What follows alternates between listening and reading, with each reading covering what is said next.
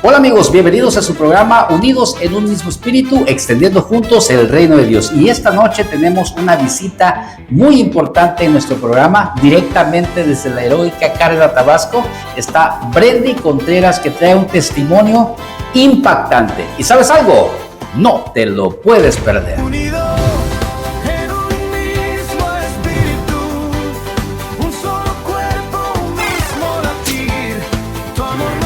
De mis hermanos, de mis abuelos. ¿A los 11 años? A los 11 años. Me dijo ella, ¿por qué? Porque mi papá para mí está muerto.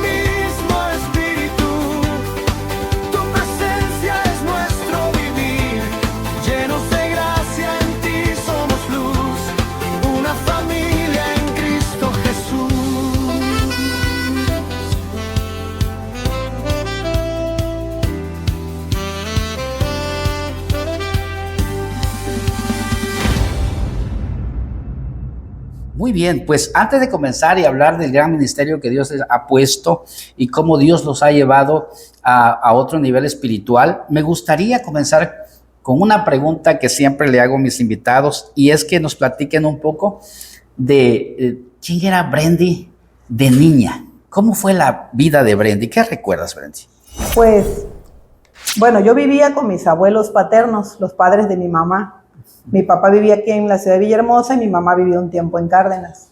Mis abuelos paternos fueron los que me criaron, y cuando tenía 11 años mi mamá se fue a vivir a la ciudad de Cancún y yo me quedé a cargo de mis hermanos con mis abuelos. ¿A los 11 años? A los 11 años. ¿Y cómo fue quedarse a cargo de 4 hermanos a los 11 añitos? Pues fue algo muy difícil porque mi hermana pequeña, ella era sordomuda, es sordomuda.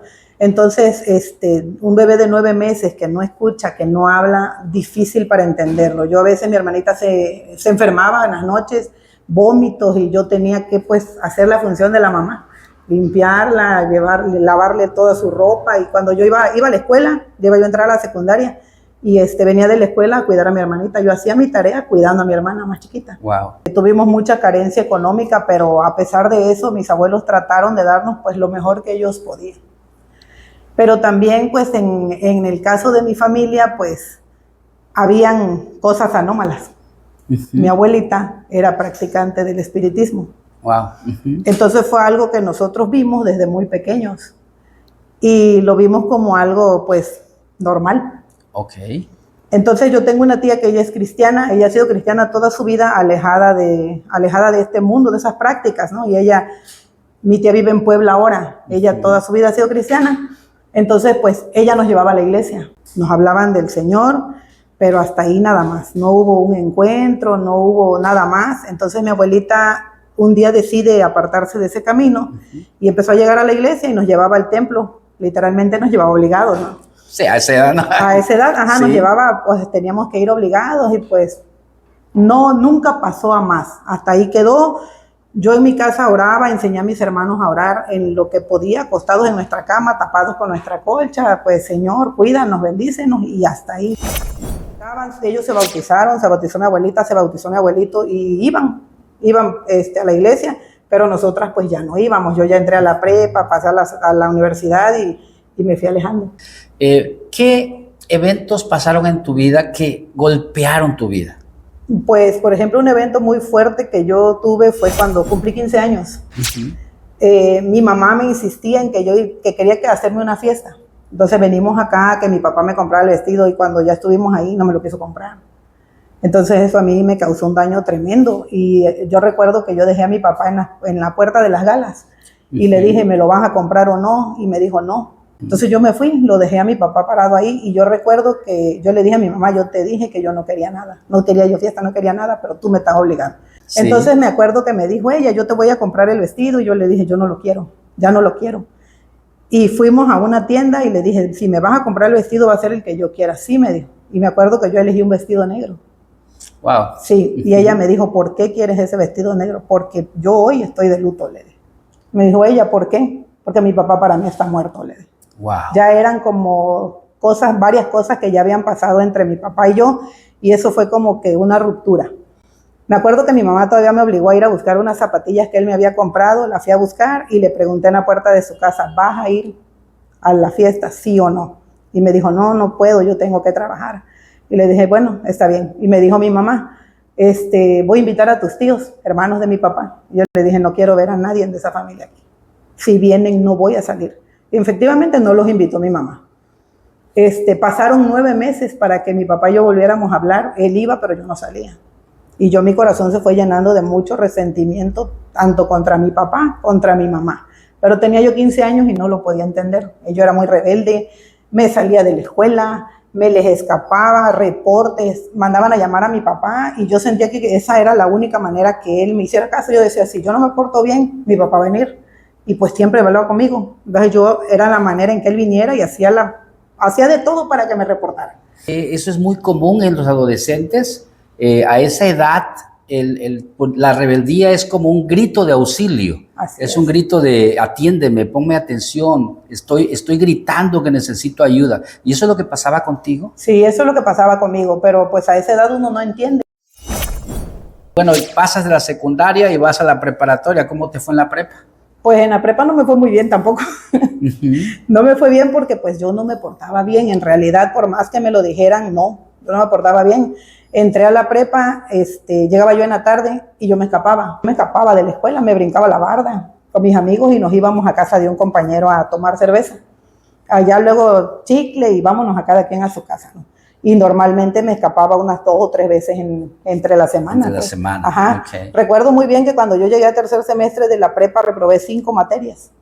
Wow. Y mi mamá vino. Entonces mi mamá me dijo, ¿y qué vas a hacer? Pues, ¿qué puedo hacer? Nada, le dije. Y me dijo ella, yo no te voy a dar dinero para que pagues esas materias, ve tú cómo le haces. Pero yo guardaba lo que me daban, lo ahorraba. Entonces yo tenía dinero guardado y pagué las 5 materias. Y yo decía, bueno, me tengo que esforzar para pasar, porque ahora si no, sí mi mamá me va a dar en la escuela, porque ella nos decía, te voy a dar allá en la escuela. Te voy a ir a buscar. Y mi mamá sí lo iba a cumplir. Pues. Sí. Entonces recuerdo que presenté los exámenes y pasé. Pero mi mamá, yo siento que ella se sentía frustrada en ese tiempo y recuerdo que le hablaba a mi tía, la que vive en Puebla, que le comento que es cristiana, le hablaba para que mi tía hablara conmigo. Y tengo un tío que en ese tiempo vivía en México, que ha sido la cabeza de nuestra casa. Y también mi tío me hablaba tratando de aconsejarme, pero pues a esa edad uno está mal, más si vienes de algo así como yo tan disfuncional, ¿no? Yo lo único que quería, hoy lo entiendo, era la atención de mi papá. ¿Te hizo falta papá? Muchísimo, me hizo falta mi papá. La figura paterna. Así es, entonces yo salí de la secundaria y mi papá nunca vino. Salí de la prepa, no vino tampoco. Y yo lo que quería era agradarle a él. Primero, así empezó todo, ¿no? Pero como nunca le agradé, pues ahora voy por el otro lado, a llamar su atención. Entonces, salí de la prepa, no con un buen promedio, 7.9 de promedio. Yo pude haber dado más, pero no quise. Ahí empecé a estudiar la universidad y en ese tiempo me tocó ya venirme a vivir a la casa de mi papá. Ah, fíjate, después de tanto tiempo. Después de muchos años, pues ya tenía yo 18 años para eso. Y ya me toca venir a vivir con él. Ahora, ¿cómo fue tu convivir con ellos, con alguien que no conocías y de pronto llegan ahí, o tú llegas a ese lugar también y encuentras 2 personas de las cuales tú desconocías su existencia? ¿Cómo fue para ti? Pues fue un golpe muy duro, porque en realidad cuando yo los vi ahí, yo dije, mi papá, ¿por qué trae estos niños? ¿Y por qué les está comprando juguetes? ¿No? Y cuando nos dijo que eran sus hijos, pues él no es de que te dé explicaciones, él no es una persona que te va a dar explicaciones, es lo que él dice y se acabó. Y para mí eso también fue algo devastador, porque pues yo decía, bueno, ¿y para qué nos trajeron al mundo, no?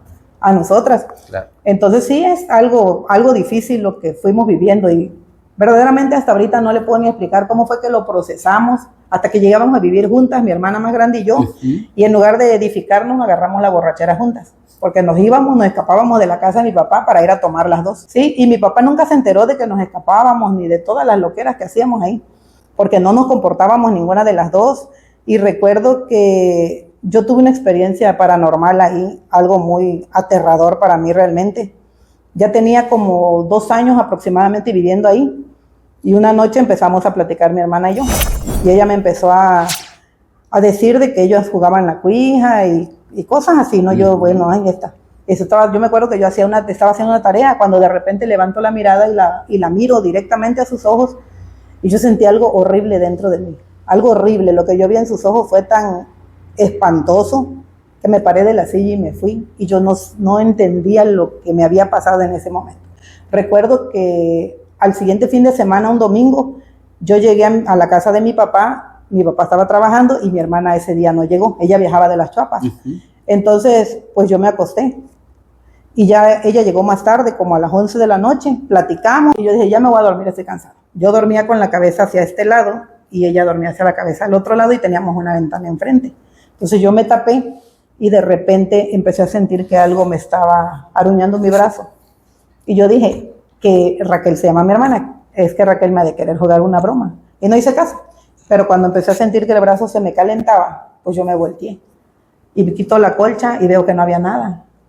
Y yo dije, bueno, me levanto de la cama porque teníamos unas literas, le levanto la mano y su mano cayó. Estaba bien dormida. Sí. Y yo dije, pues me lo imaginé. Estaba yo quizás dormida. Me vuelvo a tapar con la colcha, me la pongo aquí debajo de mis piernas cuando siento que me aruñaban las piernas. Pero así ya en vivo. Yo quería, me acuerdo, orar el Salmo 91, que ese yo me lo aprendí bien de memoria, el Padre Nuestro, y no podía. Yo estaba trabada en las primeras frases y no podía, y al final de cuentas yo lo único que le dije, Señor, ayúdame. Porque yo sabía que lo que ahí estaba no era algo natural, pues. Claro. Me soltó lo que me estaba aruñando las piernas, y a partir de ese día yo no pude dormir ya ahí. Ya no podía dormir en las noches, tenía mucho miedo de dormir y que me volviera a pasar. Y pues en la casa de mi papá no había ni una Biblia ni nada. El fin de semana siguiente yo me vine a Cárdenas, y en la casa de un amigo su mamá me regaló una Biblia porque yo le platiqué. Yo me llevé la Biblia. Si la Biblia yo la tenía al lado mío, podía dormir. Si la Biblia no estaba, yo no podía dormir. Y mi hermana, cuando ella llegaba y yo no estaba, cerraba la Biblia. Yo aguanté así como 2 meses y me fui. Esa misma noche que a mí me pasó este acontecimiento, a sus 2 amigas de ella, que también jugaron con ella, también les pasó cosas en sus casas, pero yo no le dije nada a ella. Yo lo que decidí fue irme. En este periodo de los 2 años que yo viví en casa de mi papá, a mí me sucedió algo muy feo. Se enferma mi abuelito del corazón. Yo ya iba a cumplir 22 años y recuerdo que en esa ocasión me hablan que estaba mal. Yo me fui a la casa. Llegué allá y yo dije, pues como siempre se pone mal, ya se va a poner bien. Pero esta ocasión fue diferente. Él se puso muy grave y entonces recuerdo que mi abuelo estaba en la cama. Y es algo que todavía me duele mucho cuando lo hablo, pero estaba en el hospital y yo, dentro de lo poco que sabía orar, yo ese día le dije al Señor, llévame a mí. Yo no le hago falta a nadie, pero a mi abuelo le va a hacer falta a mis hermanos. Y él murió, y yo lo vi morir. Entonces eso para mí fue algo tremendo. Yo recuerdo que cuando él se estaba muriendo, que el aparato de su corazón que marcaba, levantó 2 picos y se quedó en blanco. Yo me conché en una pared y no daba yo crédito a lo que pasaba. Entonces yo siento que ahí resentí mucho con el Señor. Porque pues yo a él lo amaba y se estaba yendo lo que yo más amaba en el mundo. Y sí, fue algo difícil. Muere mi abuelo, yo me regreso a vivir a Cárdenas porque mi abuelita quedó sola y a cargo de mis hermanos. Entonces mi mamá se llevó a mi hermano más chico, a mi hermanita y a mi hermano se los tuvo que llevar mi mamá. Y nos quedamos mi hermana, yo y la que me sigue, que es la de papá y mamá. Nosotras sí nos quedamos y los 2 más chiquitos se fueron. Y ahí pues nos tuvimos que separar también. Y es algo muy duro que he tenido que enfrentar porque yo siento que cuando mi abuelo murió, pues yo siempre lo he dicho así, algo dentro de mí murió con él. Pues me regreso a vivir a Cárdenas y yo viajaba, pero no llevaba una vida en orden. Estaba más desordenada porque ya no estando mi abuelo, que era la persona que nos metía en orden, pues yo, después de que yo me regresé de Villa, de casa de mi padre, pues mi abuelita estaba muy mal por la muerte de mi abuelo y venimos acá. Entonces, mis tíos se congregaban en la iglesia que está rumbo al basurero, no recuerdo su nombre ahorita, y yo recuerdo que ellos estaban en una campaña de bautizos. El pastor Enrique estaba bautizando y yo estaba sentada ahí escuchando las alabanzas, y de repente algo dentro de mí me dijo, párate, bautízate. Y me paré y le dije al pastor, yo siento dentro de mí que yo me tengo que bautizar. Por favor, si hay una posibilidad, y me dijo, sí, te voy a bautizar. Y me acuerdo que ese día, así como yo estaba con todo lo que tenía, él me bautizó ahí. Amén. Y entonces yo me empecé a acercar, me gustaba llegar, me gustaban las alabanzas, pero nos tuvimos que regresar a Cárdenas porque mi abuelita no se halló aquí. Ya no, ella sentía que no, pues, y nos regresamos allá, y ahí me volví a ir al mundo. Y ya de ahí yo me fui a Cancún un tiempo, me regresé, así me la pasaba, trabajaba un tiempo, era muy inestable. Trabajaba un tiempo para juntar dinero para irme a Cancún. Regresaba y volvía a buscar otro trabajo y así estuve un tiempo. De ahí conocí a una persona en Cancún, dirían, nos enamoramos y luego, pero pues como todo, no funcionan las cosas porque yo hoy entiendo también que yo no sabía amar a nadie. A nadie. Yo solamente lo único que quería era que alguien me acompañara porque yo me sentía sola, pero no lo podía distinguir. Claro. Entonces pasa el tiempo y de repente un día mi papá se iba a jubilar. En ese tiempo yo ya tenía como 26, 27 años. Me recuerdo que mi mamá, que estaba en la casa, había venido de visita, me dice, hija, ¿sabes qué? Agárrala, agarra toda esa plaza. Y yo dije, ¿por qué me quiero obligar a esta gente que yo trabaje? Bueno, y yo le hablé a mi papá y sí. ¿Yo creo que quieres trabajar? Yo no quiero nada. Al final de cuentas, me dieron la plaza. A mí, firmo en Pemex. Ahí conocí al que es mi esposo hoy, pero éramos amigos. Al paso de casi 3 años, pues nosotros concretamos algo, no dentro del matrimonio, sí, tuvimos un bebé fuera del matrimonio, y yo ya tenía una niña, yo ya tenía mi niña, una niña hermosa que el Señor me regaló, una bendición. Entonces, pues nos fuimos a vivir juntos. Y mire, yo recuerdo algo tan maravilloso que es que yo había ido a citas con una ginecóloga que me llevaba al control y la ginecóloga me dijo, tú no vas a poder tener hijos ya. Tus conductos, tus vías de las trompas son muy pequeños y no se va a poder. Y yo recuerdo que yo me enojaba y lloraba y todos los días decía yo, ¿por qué a mí no me das un hijo, Señor? Y le das a esas mujeres que lo dejan botados y a mí nada. Y recuerdo que ese día que la doctora me dijo, yo llegué a mi casa, me senté en la taza del baño para que la niña no me viera. Y yo le dije, Señor, ¿por qué? ¿Por qué a mí me pasan estas cosas? Pero hoy entendí que yo ya no te voy a cuestionar. Si tú no quisiste que fuera mamá otra vez, que así sea, Señor. Y yo te pido perdón por las veces que yo dije cosas de las embarazadas que no quieren a sus hijos, le dije. Y lloré ahí en la taza del baño sentada en mi casa para que la niña no me viera, ¿no? Lloré y me desahogué y sentí un alivio en mi alma, una paz. 15 días después me empiezo a sentir mal y estaba embarazada de mi primer varón. Wow. Y cuando yo salí embarazada del varón, fui y le dije, doctora, explíqueme qué está pasando aquí. Y me dijo la doctora, ni yo siquiera te puedo explicar qué es lo que pasa. Pero vamos a hacer un conteo a ver si es real o es producto de que a veces no se... No. Y sí, fui al análisis y sale que sí. Entonces yo recuerdo que me puse a orar y le vuelvo a repetir, yo en ese tiempo no sabía ni orar bien todavía. Y yo le dije al Señor, Señor, yo te pido que sea un niño. Yo no quiero niñas, porque yo ya tengo una niña. Y si mi hijo es niña, David puede hacer diferencia entre los dos. Y yo no quiero que mi hija sufra indiferencias de nadie. Te pido que sea un varón. David es tu esposo. David es mi esposo. Y a como fue. 3 meses después me hacen el ultrasonido y sale que el bebé sí estaba bien formándose. Al 5.º mes, varón. Nace el bebé y yo me vi muy mal. Muy mal, muy mal. Casi siento que me estaba muriendo. Tuve un episodio de que se me bajó la presión y perdí el conocimiento, pero bendito sea el Señor que Él estaba conmigo y no pasó nada. Tuvimos al bebé, nos casamos al año.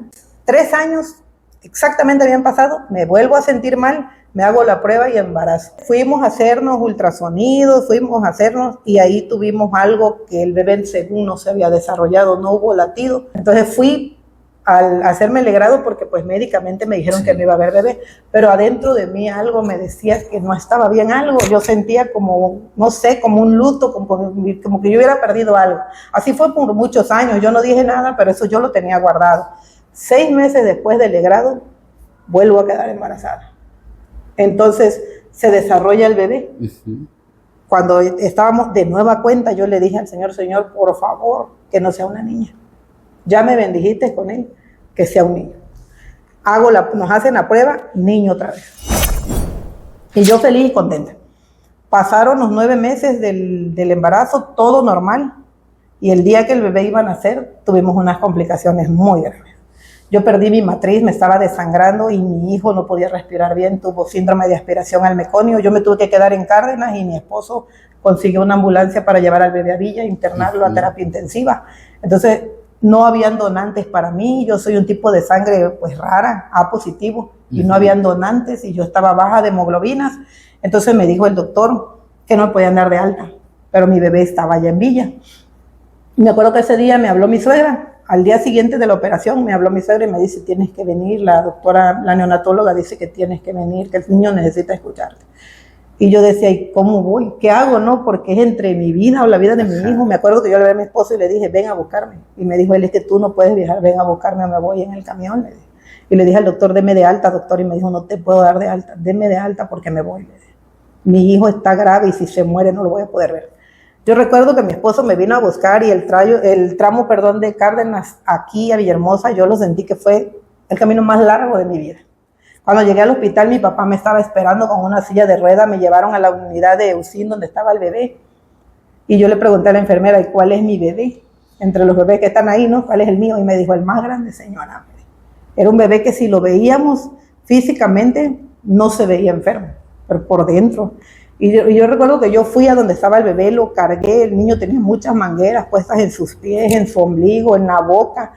Y yo le hablé ahí, le dije a él que tenía que ser fuerte, que tenía que luchar. Y entonces me acuerdo que nos dijo la doctora, ¿no? Que eran las horas más críticas de la vida del niño. Que si no lograba pasar la madrugada, pues se iba a ir. Y me dijo que era hipertensión pulmonar. Le pregunté que sí, qué significaba eso, porque yo no entendía esos términos. Y me dijo que sus pulmones iban a volver como piedra y la hemorragia lo iba a ahogar. Entonces yo me fui con mi esposo, me llevaron en la silla de ruedas y les dije que me dieran un espacio. De ahí donde yo estaba, yo volví a orarle al Señor y le dije, Señor, por favor, otra vez soy yo. Otra vez estoy molestándote. No he hecho lo que tú has querido, no he ido, pero otra vez soy yo. Ese bebé tú me lo diste. Y si tú me lo diste, yo quiero que si él va a vivir, quede bien. No quede como la doctora dijo que iba a quedar con problemas cerebrales, con no poder caminar. Pero si no va a quedar bien, Señor, llévatelo. Llévatelo, es tuyo. Y recuerdo que yo le pedí al Señor con todo el fervor de mi corazón y mi hijo se sacó la manguera de la boca y empezó a respirar por sí solo. Wow. 12 días después nos los estaban entregando de alta y hoy el niño tiene 10 años.